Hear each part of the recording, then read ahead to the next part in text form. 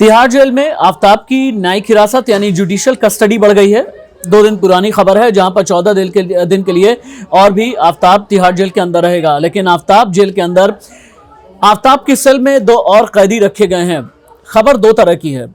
आफताब कहीं ऐसा ना हो कि अकेले में अपनी जान लेने की कोशिश करे, अपनी जान देने की कोशिश करे और आत्महत्या की कोशिश करे। इससे बचने के लिए और आफताब से बातचीत करते हुए आफताब के जहन में, आफताब के दिल में क्या है, कितने राज दबे हैं, ये जानने के लिए 2 कैदी और भी तिहाड़ जेल में आफताब की सेल के अंदर भेजे गए हैं। लेकिन आप जानते हैं, आफताब ने पिछले दिनों इन 2 कैदियों से बात की और उसने कहा कि मैं फिल्में देखना चाहता हूं, मुझे ब्रूटल, अंग्रेजी में बोलते हैं ना गोर, जहां पर बहुत ही ज्यादा क्रूर और निर्मम हत्या दिखाई जाती है, जैसे रॉन्ग टर्न जैसी फिल्में हैं, उस तरह की फिल्में मैं देखना चाहता हूं और मुझे ऐसी फिल्में देखना पसंद है। और हाँ, जेल के अंदर अपने 2 कैदियों से आफताब कई बार ये भी कहता है कि मुझे कुछ ऐसी फिल्में देखने का शौक है जो सेंशुअस के दायरे में आती हैं, कुछ ऐसी फिल्में देखने का शौक है जो जिसमें कुछ गंदे ऐसे शॉट्स हों जो देख करके आफताब ये कहता है कि हाँ, मेरा मन तो लगा रहे। सोचिए, तिहाड़ जेल के अंदर बैठा हुआ एक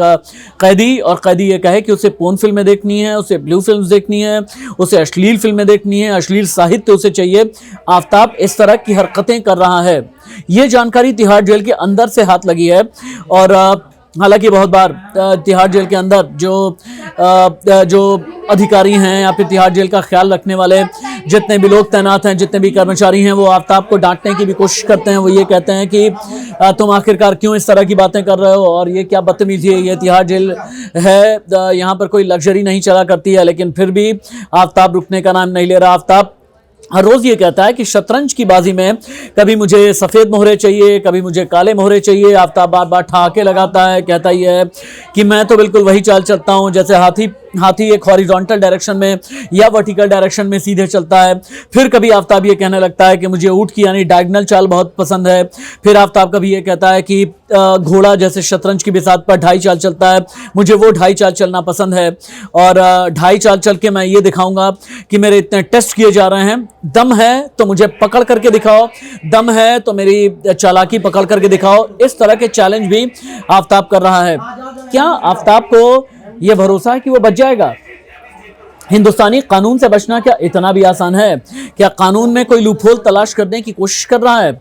लेकिन बाहर से जानकारी यह मिली है कि इस बीच चार्जशीट फाइल करने से पहले दिल्ली पुलिस इस बात की तस्दीक कर लेना चाहती है कि श्रद्धा के 35 टुकड़े मिल गए हैं।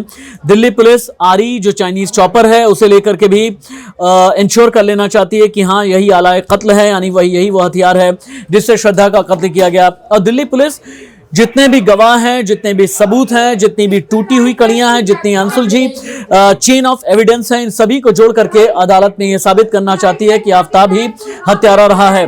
हालांकि आफताब ने लव जिहाद के लिए क्या श्रद्धा की हत्या की, क्या आफताब ने धर्म परिवर्तन कराया और आफताब ने इस श्रद्धा के कत्ल से पहले और बाद में कितनी ऐसी लड़कियां हैं जिनका धर्म परिवर्तन कराने की कोशिश की है, दिल्ली पुलिस उनसे भी जांच कर रही है।